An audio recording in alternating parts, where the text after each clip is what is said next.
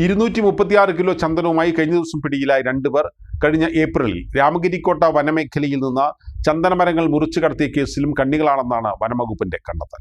April 2ാം വാരം Ottapalam forest range അധികൃതർ register ചെയ്ത കേസിലെ അന്വേഷണമാണ് വഴിത്തിരിവിലെത്തിയത്. കഴിഞ്ഞ ദിവസം മരുതൂരിലെ വാടക വീട്ടിൽ സൂക്ഷിച്ചിരുന്ന ചന്ദനശേഖരവുമായി പിടിയിലായ കരിമ്പുഴ ആറ്റശ്ശേരി ഒടമല വീട്ടിൽ 32കാരനായ മുഹമ്മദ് സക്കീർ, ശ്രീകൃഷ്ണപുരം പനിയത്തൊടിയിൽ 44കാരനായ ബാബു എന്നിവരെ ചോദ്യം ചെയ്തപ്പോഴാണ് കേസിന്റെ ചുരുളഴിഞ്ഞത്. രാമഗിരിക്കോട്ടയിൽ നിന്നും 15 മരങ്ങൾ മുറിച്ചു കടത്തുകയും 10 മരങ്ങൾ വെട്ടി കാതൽ പരിശോധിക്കുകയും ചെയ്തെന്നാണ് വനംവകുപ്പ് രജിസ്റ്റർ ചെയ്ത കേസ്.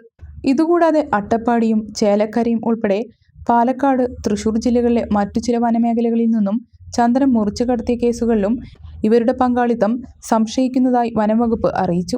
കഴിഞ്ഞ ദിവസം വനപാലകരെ കണ്ട് കടന്നുകളഞ്ഞ മൂന്നാമനെയും സംഘത്തിലെ മറ്റു ചില കണ്ണികളെയും കണ്ടെത്താൻ അന്വേഷണം ഊർജിതമാക്കി.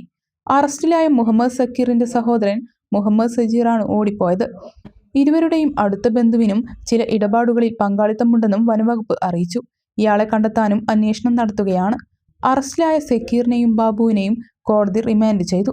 ഇവരെ കൂടുതൽ അന്വേഷണത്തിനും തെളിവെടുപ്പിനുമായി വനംവകുപ്പ് കസ്റ്റഡിയിൽ വാങ്ങും. വനംവകുപ്പിന് ലഭിച്ച രഹസ്യവിവരത്തെ തുടർന്ന് മുഹമ്മദ് സക്കീർ വാടകയ്ക്ക് താമസിക്കുന്ന മരുതൂരിലെ വീട്ടിൽ നിന്നാണ് കഴിഞ്ഞ ദിവസം 236 കിലോ ചന്ദനവുമായി ഇരുവരും പിടിയിലായത്. വനപാലകരെ കണ്ടാണ് മുഹമ്മദ് സജീർ ഓടി രക്ഷപ്പെട്ടത്. Ottapalam forest range officer KP ജിനേഷിന്റെ നേതൃത്വത്തിലാണ് അന്വേഷണം.